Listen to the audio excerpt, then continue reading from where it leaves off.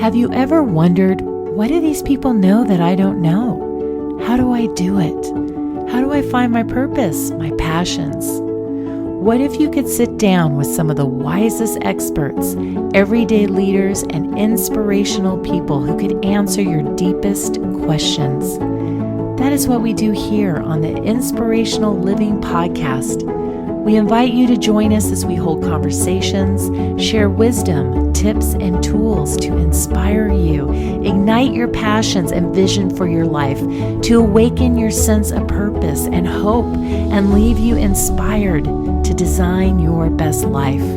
Join me, your host, psychologist Dr. Shawn Horn, as we take you on an inspirational, motivational, and educational journey so you can inspire by living an inspired life. It is an honor and privilege to have with us today Tod Jacobs and Peter Lynn. For more than the past 15 years, Tod and Peter have worked together to prepare hundreds of individuals to develop mature, idealistic vision of marriage as the primary vehicle to create wholeness, meaning, purpose, and happiness in their lives, and on working to perfect the character issues that lie at the core of a successful spouse. Their work combines practical and mystical Jewish wisdom with positive psychology, and all their experience occurred through years of real-world implementation and practice. Their insights and work applies to all, regardless of relationship status, age, or stage of life. Their book, Not a Partnership, will help your relationship to flourish. To give you a little background on our guests, let me tell you about their bios. Tod Jacobs is the founder and director of the David Robinson Institute for Jewish Heritage in Jerusalem. Prior to his current role teaching and counseling his students and alumni, he enjoyed a distinguished career on Wall Street as a leading authority on the telecommunications industry. His background in finance and investigation journalism earned him a nomination for a Pulitzer Prize and Emmy Award. Peter Lynn has served as Dean of Students at the David Robinson Institute for Jewish Heritage. He holds a master's in applied positive psychology from the University of Pennsylvania and is founder and director of the Greatness Within seminars, where he helps empower individuals and organizations through the application of positive psychology. Both Tod and Peter live in Jerusalem, where they join us today. Tod and Peter, I have quickly become one of your biggest fans and consumer of your work. I cannot speak highly enough about this book. Prior to our podcast today, I binge listened to all the podcasts you've been on, and I was just absolutely enthralled. I share your passion for positive psychology and wisdom, or the pursuit of wisdom. And my personal calling, I feel, is to help equip people with the actual skills, not just tell them why there's a problem, why this thing is going on, but to give them what they need to do it different. And this is what I understand is your passion as well, and why you wrote this book. So tell us, let's begin and tell us the journey of writing Not a Partnership. Why this title? Why this book? Okay, so maybe I'll jump in here. So the title is, let me give you a short story or how we get this title, because it's a strange title. Most people think that marriage is exactly a partnership, right? I mean, it's a partnership. The problem is that most partnerships in the world don't work very well. And this was a discussion that I wound up having with one of our students that Peter and I spent some time with when he was at the institute that we co-teach in, and very fine young man, late 20s, married to a lovely young lady, and the two of them, for all of their goodwill and all of their talent and all of their success, every place else in life, were basically failing in their relationship.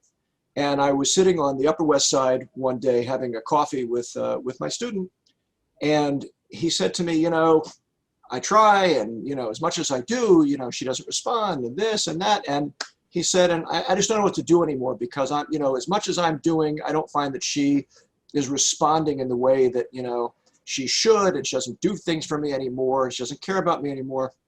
So I said to him, the problem you have here is that you have a completely wrong paradigm that you're working with for what a good marriage or a good relationship is all about. He said, what are you talking about? I said, you think that marriage is a partnership. I said, marriage is not a partnership. He said, what are you talking about? Of course it's a partnership.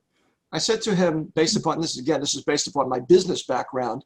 I said to him, listen, in the world of partnerships, in the world of business, most partnerships fail. And the reason that most partnerships fail is not because they have a bad product, not because they don't have enough financing or funding, and not because they don't have good marketing. The reason that they fail is because a partnership is usually made up of a couple of people, each of whom enters this relationship feeling, I've got my rights and responsibilities, you've got your rights and responsibilities. And I'm always looking at myself as though I'm doing my job, and I'm always looking over your shoulder thinking you're not doing your end of the bargain. And that resentment builds and builds and builds. And almost every partner in every partnership feels that way. And most partnerships break up as a result of that, and not because it's a bad business. So I said to him, you're still looking at marriage as I've got my rights and my responsibilities. And what are you doing for me? I did X for you. Why aren't you doing Y and Z for me? I said, you have to stop focusing on her end of things and focus on your own end and what you're bringing to the table. I said, so it's not a partnership. And he said to me, not a partnership. He said, you have to write a book on that. and he said, you have to title it Not a Partnership. That is so great. So the truth is, it is the most amazing partnership that it can exist in the universe, but only if you treat it in the proper way. If you treat it like most people treat partnerships, you're doomed, because you're always looking at what your spouse is not, or your significant other is doing or not doing for you, and always feel like you're doing your part. Yes, and all our psychology books talk about that self-serving bias, that we see things more in our favor, that we work harder than they are and do more than they do. And so there's often that comparison that happens there. Right. And what you're mentioning is that marriage is a very confusing concept. I've heard you talk about how people are not prepared for marriage, and this paradigm you're talking about, or mindset of what is a marriage. There's so many different opinions on that and different books written on it that there's no wonder people are confused about this concept. So share with us how you define marriage. So I'll jump in here. This is Peter. We define marriage as the opposite of how Todd just described it. Todd just described it as, here's what I need, and and here's what I'm bringing to the table, and let me look what the other person is doing. Marriage is the opposite of that. Marriage is my 100% investment in someone else's well-being, and them having the life that they want, and them feeling like they are flourishing. I am going to do everything I can to give my spouse all that she needs so that she can feel totally complete, and she can feel like she has everything that she needs in her life. And that is going to be done with total devotion and total integrity. And that is what I commit to. When I stood under the wedding canopy, I don't care what race or religion you're a part of, when you say the words "I do," that's what you are saying. I do. Like, that is what you're giving over. That's what you're committing to. And my wife, she committed to the same thing. And when you have now two people whose main mission in life is in someone else's well-being, that is everything but a partnership. Mm-hmm. And when you have two people who are looking at a relationship that way, that will not just allow you to gain more than anything else you could possibly gain in any sort of relationship, but it'll allow you also to be as resilient as possible as a couple to be able to make it through life's difficulties as well. Mm-hmm. So that's kind of how we describe what a marriage is, and like how Todd said, what a marriage is not. Mm-hmm. Sometimes we have to sell people on why they would make that kind of commitment, what the benefits of that, what those are. So how would you sell someone on that? Why should they make their partner the 100% devotion to serve them and to uplift them and be there for them? I think we can answer that both sort of theoretically and with actual research. It seems that really there is no more miserable person in this world than a selfish person. The person where it's all about me becomes a small, like, desiccated human being over a period of time. the person who makes life about giving becomes, I mean, there's a beautiful concept that we talk about in the world of kind of Jewish mysticism, that the more things you put on your shoulders, the bigger you become, the bigger your stature becomes. And so the idea of taking responsibility and of giving to an other is the greatest way to expand the self that exists. And the happiest people, and I think Peter can tell you with research that they've done, that he's done partly directly and partly indirectly, is that the happiest people tend to be the people who give the most. And so again, and we're not, by the way, we're not talking about being a martyr. We're not talking about, oh my gosh, I don't matter, and my self-esteem doesn't matter, and my well-being doesn't matter. I talk just all about the other.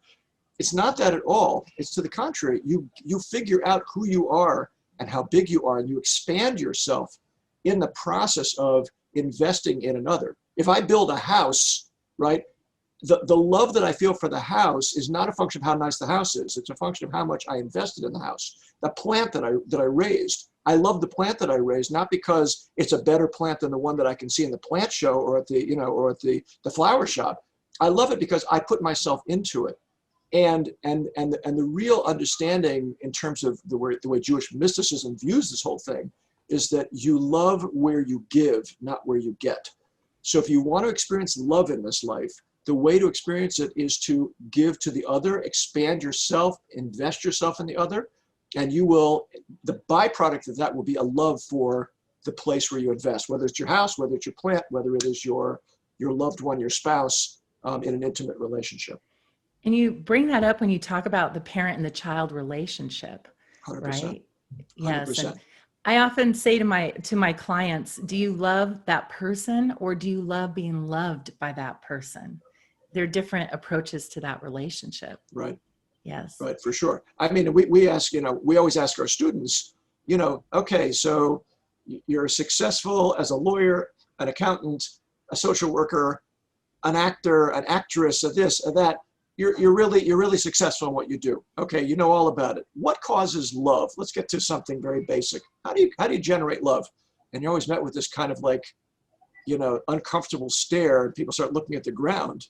And the answer is, again, it's where you give. And the question we usually ask them is, who loves who more? A parent loves a child more, or the child tends to love the parent more in a normal, healthy relationship? I mean, after all, the parent is mostly a one-way giving relationship, certainly for tens of years. I'm speaking as a grandparent. Okay, it's most of the giving is on the side of the parent or the grandparent to the child, as opposed to the other way around. And yet, who tends to love the other more? And the answer tends to be the parent loves the child much, much more. And so it's totally counterintuitive to the way, society would view it, which is you give enough to me and I'll love you. And the answer is no, I give enough to you and I will love you. Yes. Yeah. As I was reviewing your book, Not a Partnership, I saw those statistics in there that you showed, the studies that showed how giving and serving and volunteering is so good for our health. And it's just been proven over and over. I remember years ago, I went to a presentation at the American Psychological Association, and there was a gentleman who did research on treatment as usual and what he called good deed treatment in a group home for adolescents to see what the outcomes were. And in the treatment as usual, they had individual therapy, group therapy, and in the good deed therapy, they didn't engage in any therapy, but they went and volunteered at an elderly home and at an animal place. And the outcome was that the kids that did the volunteering far out benefited from the typical treatment as usual. And Wow. That was the first time that I heard that. And that was back in 2000, actually, that I heard that. Unbelievable. So since then, positive psychology and everything is just proving this over and over. Right. So as you talk about love, I find that people have a really hard time defining it. What is love? Do you have a definition for love, or how you would describe that? The way we define, love is not something which is, love is something, and this, I guess, let me answer your question with one of our paradigms. And what we find is that there are a couple of key paradigms people have to have as far as in order to make your marriage really amazing. And these are some of the paradigms that people get wrong. We normally look at love as the result of just that immediate connection we have with someone, or we associate love with wonderful feelings we have. And, people often get quite frustrated in their marriage when they start to feel that love, fade in some way. That's usually the sign that, hey, it's not the right person. And what we always tell anyone that we're working with is that great marriages are built, and love is not just a result of something. Love is a verb. Love is something that you do in order to create an amazing marriage. And, just as Tod said very clearly, the way we define love is that the more you give to something, the more you come to love it. The more you invest in something, the more you come to love it. And if you want love to happen, love is something that needs to be built. If you're waiting passively for you to experience love, you will be not only very disappointed, but you're never going to get your relationship beyond stage, 6 weeks, because at a certain point, like we all know, is that things lose a little bit of, that passion or that initial spark that we once had. And unfortunately, like I said, people live in a world today where you think that, oh, once that's gone, or once we have some sort of issue, must be it's not the right person. And the way we define love is a process of continuous giving allows you to love someone more and more. Mm-hmm. And when people have that definition clear as far as what love is, then what can happen is the way you look at not only defining love changes, but you realize that you can actually create and build love. It's not just something that will eventually happen because we're two great people who are in this together. Yes, I'm so glad you brought that up. I wanted to share with you that before I got married, my husband and I, we've been friends since we were 15. So we've been friends for 36 years, married 26 years. Wow. And before we got married, he said to me, Shawn, I need to tell you something. Someday you're going to wake up and you're going to look at me and you're going to go, oh, why did I marry him? And he says, and that's normal because you go through stages and phases in your relationship, and then you'll have another day where you're in love with me again. And I was so horrified he said that to me. And I thought, you're just so amazing. How could I ever feel that way about you until the day came? And I turned over and I'm like, oh, why did I marry him? And then I'm like, this is what he was saying. And I was so glad that he pre-warned me, because if not, I think I could have gone down a spiral that would have been devastating, thinking that maybe this marriage isn't meant for us. And I've heard so many people have that confusion about relationship, that it's a feeling that you follow versus guiding your feelings. You're following your feelings. That's right. Yes. And just the idea that I fall in love, we are literally conditioned from the earliest age to a very passive experience. And then that's compounded with all the love stories that we watch and read about and to some extent experience, which is, they fall in love and whether it's the strobe light or whether it's the moonlight or whatever it is, everything is perfect. And I happen to have seen the old movie Rebel Without a Cause with James Dean. In that movie, Natalie Wood loses her boyfriend in the morning, and by nighttime she's with James Dean. She says, I love you, I really, I just love you, I'm so in love with you. And I thought, that is the strangest thing I've ever heard. Like, that's but okay, so like if you grow up and you think that's what's called love, which is, the boyfriend gets killed 2 hours earlier, but James Dean is so good looking and he's kind, so now she's in love with him. Like that I mean, it's almost a joke, but that is how we grow up. And unfortunately, in the movies, the curtain when they fall into each other's arms, the curtain comes down, and the movie is over, and they're in love.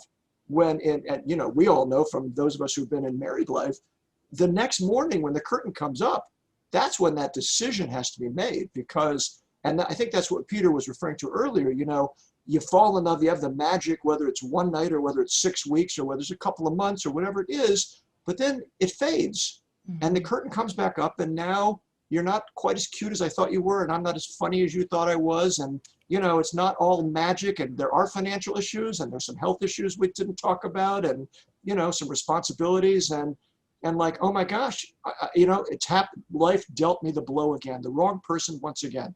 But really, when the curtain comes back up on that real life scenario, that's that moment where you have to say, I'm going to commit myself to this person. By the way, not every time is it the right person, but when it is the right person, it's not going to be magic. It's going to become, I see something in this person, I can respect this person, I get this person gets me, and I think this person is respectful, has a good character.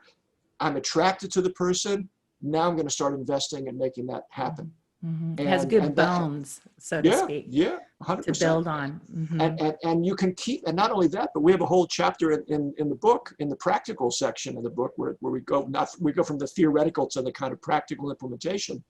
And it's all about how to keep those feelings alive, to keep the marriage fresh, which is something which also takes work, but can be done. Even people with very, let's call them old marriages in terms of number of years, right, can still have very fresh marriages in terms of the actual dynamic and the love and the feelings that they foster through the investment in each other. Whereas many young people who've been married for a very short period of time have what we would call old marriages. They're acting like old middle-aged people in terms of the way that they treat each other.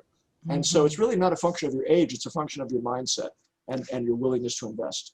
Yes, again, why it's so important to have the correct mindset going into relationships. Someone shared with me that there's an old Chinese proverb that if you start with a small flame, it can grow into a beautiful fire. But if you start with a big fire, it can die out. Right. And it's that idea that you want those good bones. Do we have the ingredients to build a good relationship on top of, or is it not a good match in terms of, some other indicators going on that you got to screen for? But right. If you have those good bones, then you start to build it and nurture that fire. I always think of the TV show Survivor. I'm a crazy Survivor fan. And they have to start this fire to purify their water. If they don't have fire, they don't have water. And so it's critical. And they're constantly feeding it, constantly having someone tend to it, watch over it. Because if it dies out, they have a problem. They have to build it again. And this is a great analogy for relationships. So I love how in your book, Not a Partnership, you talk about what a marriage is, how to position your mind going into the marriage so you have the right idea that there's many different kinds of love, that love is a choice.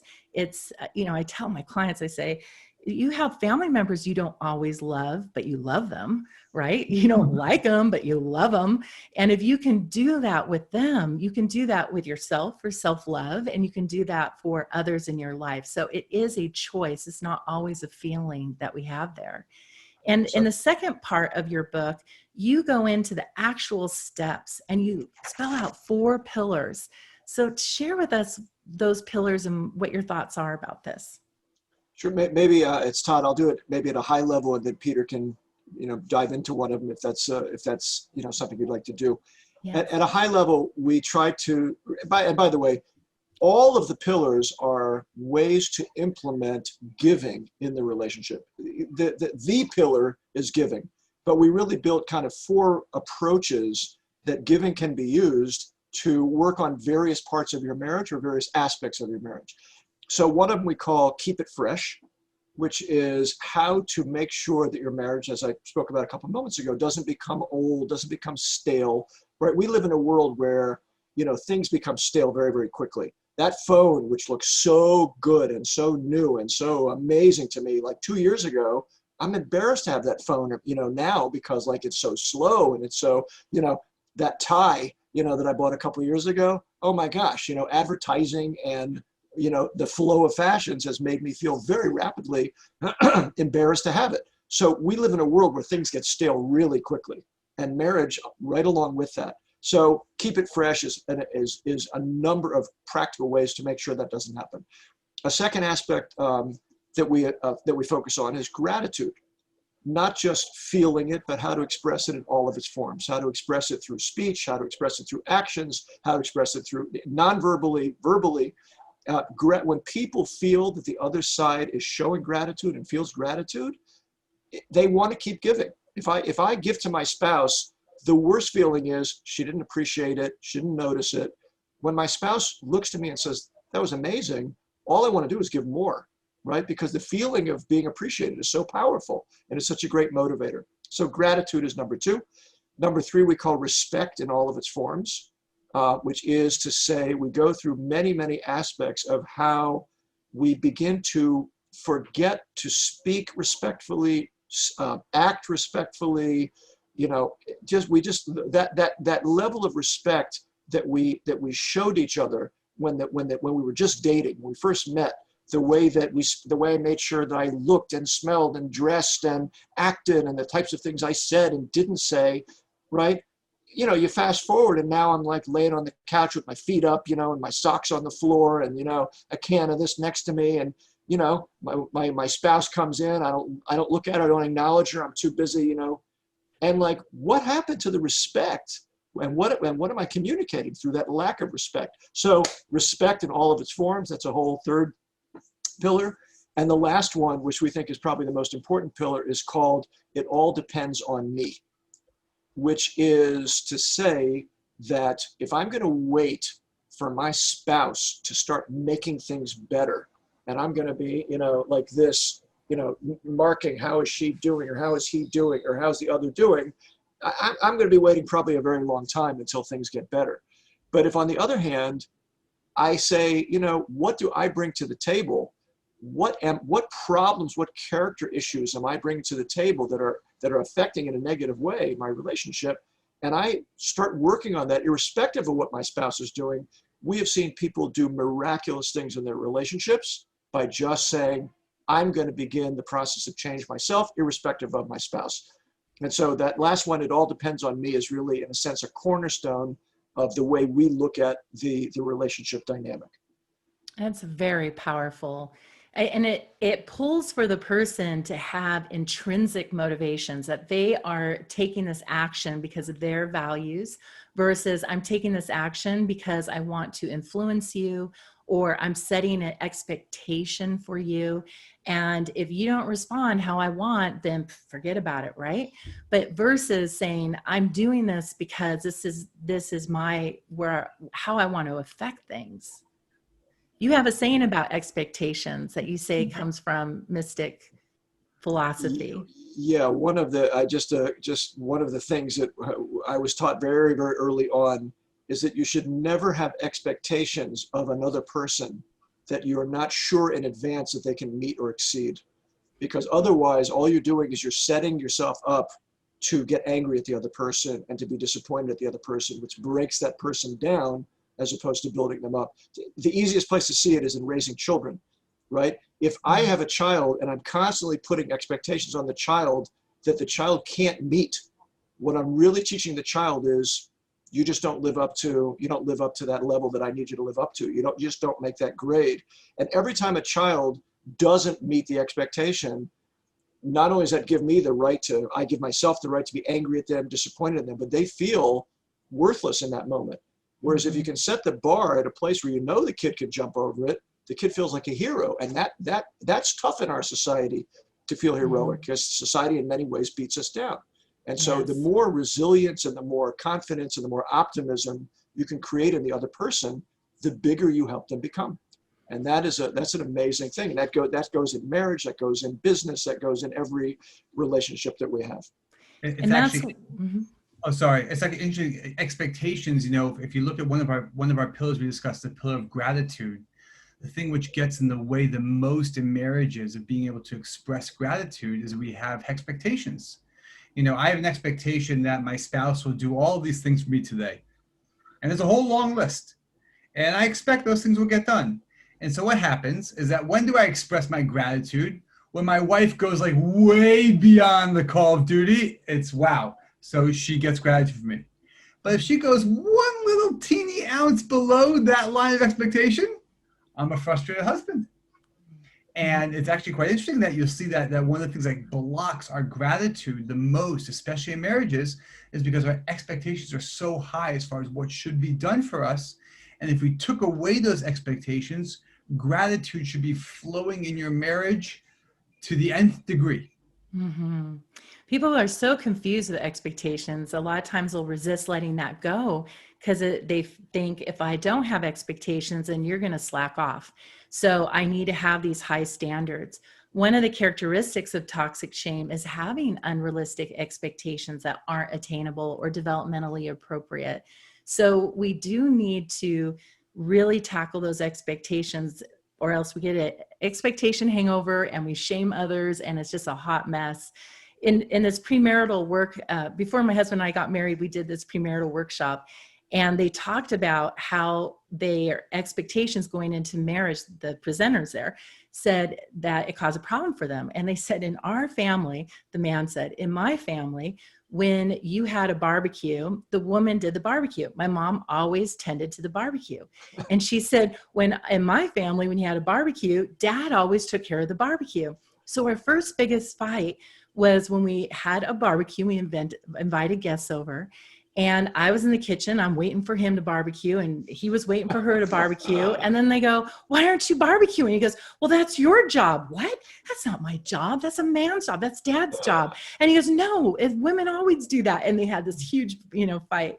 And so that's a great story to talk about, like our own personal culture, that even if we're from the same community and the same household, have all the same demographics, we can have very different personal cultures. And so as we communicate those things and get on the same page of how are we going to tackle money, how are we going to do our faith, how are we going to raise our kids, and not assume that person has that all that information, but really have those conversations. It really can help eliminate a lot of those problematic expectations. Absolutely. 100%. I love that fourth pillar. It is really gold to have people look at their own part. I know in 12-step programs, they say, don't do another person's recovery. Don't do their inventory. You focus on your own. And when you go to someone, say, I need to apologize because here's my inventory, you don't then say, and you have some things to apologize for too, and expect that. But instead, just be your best self. And that is where it has a ripple effect when we focus on that. So it really is a core principle. So, Go ahead. All right, sorry, go on. I like the definition of love from the in the Bible, where it says that love is patient, love is kind. But one of the things it says is it doesn't keep a list of wrongs. It doesn't keep a list of everything they've done. And that's been a mantra of mine in my marriage, that I always say, don't keep a list. And so we always stick with the issue at hand, but I really am intentional about not keeping that laundry list of every offense that he's had, because in my mind, that's not loving him. So I have to let that go. And in order for us to do that fourth pillar, we also have to let go of that list and not hold them to that. Right. Yeah. Maybe I'll just touch a little bit on this fourth pillar a little more, because we find it's the most fascinating one. And this is something I say a lot, and people kind of roll their eyes a little bit, but I'll say it anyways, is that we think we're very complicated. And people are actually way more simple than they think they are. And if you look at people's issues in their life, okay, let's take an individual. We think we have this issue and that issue. Usually people have a few core main issues. And let's take a husband. He probably, let's say he has an anger issue. That anger issue is going to come alive everywhere in his life. So it's a pretty clear issue. It may manifest in many complicated ways. It manifests at work. It manifests with his friends, with his parents, with everything. But what you're going to see is that anger issue has been a part of his life for a long time, and throughout all the years and through all his relationships, it's come alive. And if that issue in his life is coming alive everywhere in his kind of public life, you bet in his private life is coming out much worse probably. So imagine this. Imagine you have a husband who says, wow, I have this anger issue and it's going everywhere. And probably the place where it's causing the most destruction is in my marriage. Forget my wife. I'm putting my wife, forget her. I am going to take responsibility and I am going to work on this anger issue. And I'm going to find a therapist. I'm going to go to a seminar. I'm going to read books. I'm going to go and listen to this podcast. And I am going to go full in to work on my anger issue. Forget my wife. And, you look at his bedside table at night, packed up with these 5 books and, and this, flyer from this seminar and extra readings. And what you will see over time is two things. Number one is that by him working on his anger issue, not only do all the other kind of, public places in his life get better, but he's going to see his marriage gets much better. And number two, which is most fascinating, is that his spouse, his wife, will probably say, whoa, what are the issues that I have in my own life that are probably impacting not just everything else, but also my marriage? And the wife starts to think, well, let me think about that. And she starts to take responsibility for her thing. And now you have her bedside table loaded up with these books on this issue and podcasts and blah, blah, blah. And what you have is you have now the most unbelievable thing of two people taking total responsibility for one of their core fundamental issues in life. And you're going to see the greatest place that will benefit will be the marriage will move to a totally different stage. And that's really what that fourth pillar is all about. Yes.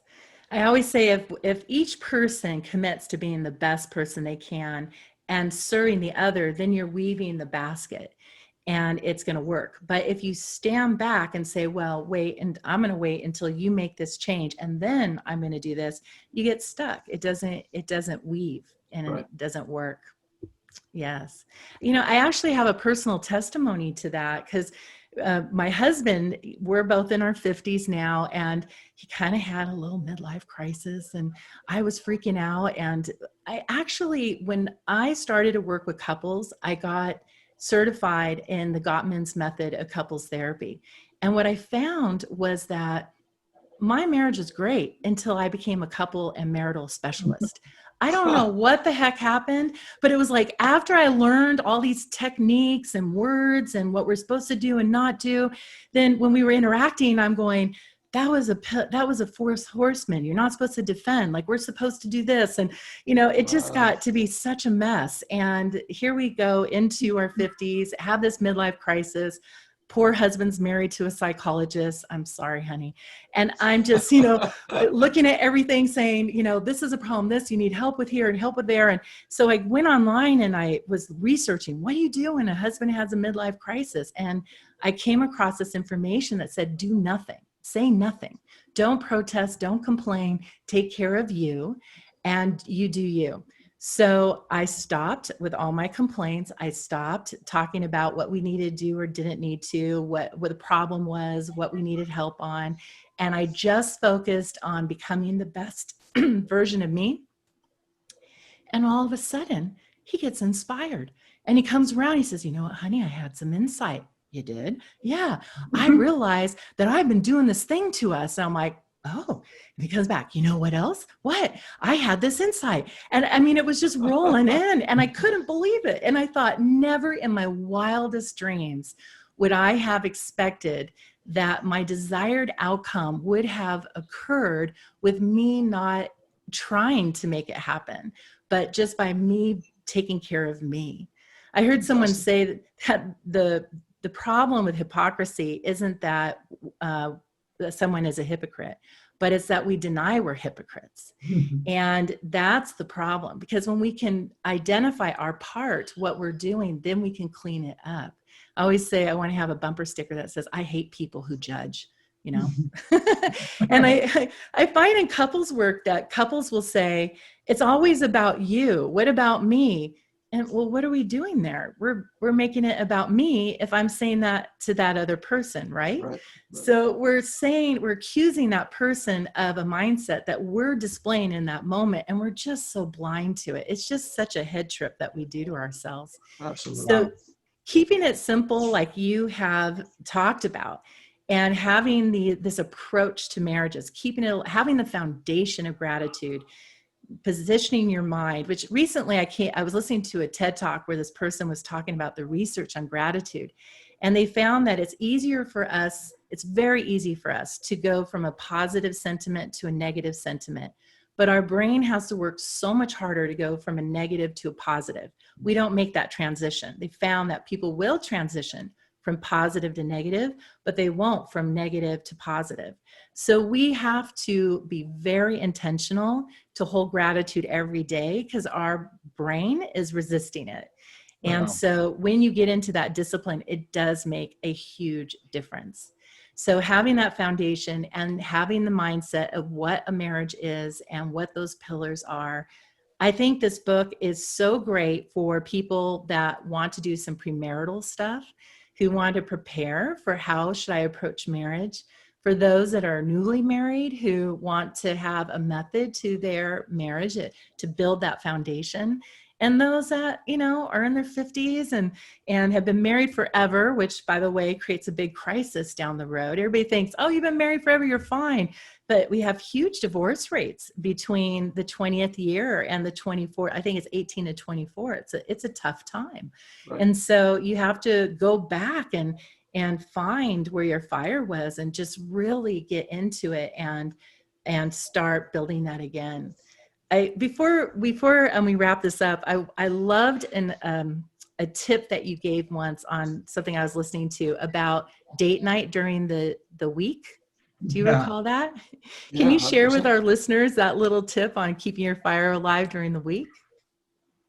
Well, one of the things that we discovered in the research that we were doing was, as much as everybody sort of knows that they need a date night, that they have to spend some kind of quality time with their spouse in order to keep the relationship going, it was an incredibly small number of people who actually had a regular date night. And so we just went full out in the book in terms of keeping it fresh about what you have to do, whether it's signing a contract, right? We've had students where the husband works, the wife works, they're both incredibly busy people, they're both under stress, they have kids, everything, and they never spend time together. They never do it. And we have literally gone out and said, okay, we're going to make a contract with you. We're going to write up a contract on the back of a napkin, and it's going to say Tuesday night is date night, and no matter what's going, obviously things come up, but let's make it Tuesday night early enough in the week so that if something comes up, we'll make it Wednesday. If something comes up, we'll make it Thursday. But we are absolutely committed to turning our phones off, making sure that we look good, making sure that we feel good, making sure that we're coming with, our whole mind and our whole heart to that date night. By the way, if we have kids and we can't find a babysitter, then the date night is going to be put the kids to bed, change the lighting, get a bottle of wine, bring home a pizza or some Chinese food, and make it a date inside the house. The date is a state of mind as much as it is, where you are or what you're doing. And we just found that is, if you're not spending quality time on a regular basis with your spouse, your relationship is suffering. Yes. No matter how much you respect each other and say that you're thinking about each other, if you can't spend that time and that focus and be intimate and have that type of a regular relationship, it's very, very, very hard to keep things fresh. You inspired me when you suggested going and getting a hotel to stay at during the weeknight. Oh, and mini vacations. Peter did a lot of work on that. Mini vacations. People always think about that.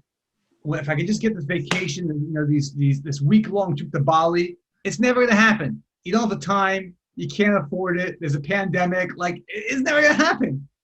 And what we find is when people can put these mini vacations, these 12-hour rendezvous, these, into their, they both working in some sort of city. After work, they meet up for dinner, a hotel room in the city, and then they breakfast next morning and go back to work. It can do wonders for a marriage. Wonders. Yeah. And no matter what stage you're at, newlywed to you've been married 30 years, it can give you a spark and an energy to your marriage, not just in the moment, but it'll continue afterwards. It is fascinating, but it's a whole new paradigm of how to look at the idea of what does it mean to go away. I was motivated. Yes. I was like, yeah. I'm doing that. I can say that after reading your book and after hearing you guys speak, I already felt so much more in love with my husband. I just felt I got in, you just get into that mood where you're thinking about the marriage in a really positive way. So I just want to encourage the listeners to go to your website and they can get their copy there. I am giving away some copies of this book to our listeners who rate and review this episode. So please rate and review. And then within a week of our going live, I will announce who won those books, and we will send them out to you. So tell us what other places people can find you and your work. I know you have a Facebook group. I've been really curious about that. We have a few things. We have you can find us on Facebook. We have a Facebook page, Not a Partnership. You can find us on Instagram, Not a Partnership. Those are really the two main places. Besides for our website, we can get some more background information. But the social media is, that's where we're doing most of our stuff. People often ask us, so what are you trying to do with the book as far as, seminars? And the answer is nothing. Our goal, our total goal is people to read the book. We really feel the book has such important information. And we feel that the other marriage books out there are awesome. I have them all on my bookshelf over here. Mm-hmm. But we really feel that the book is foundational and really deals with some of the basics of marriage. So our real goal is just to get the book out there and for people to read the book. So that there's no seminars, there's nothing else.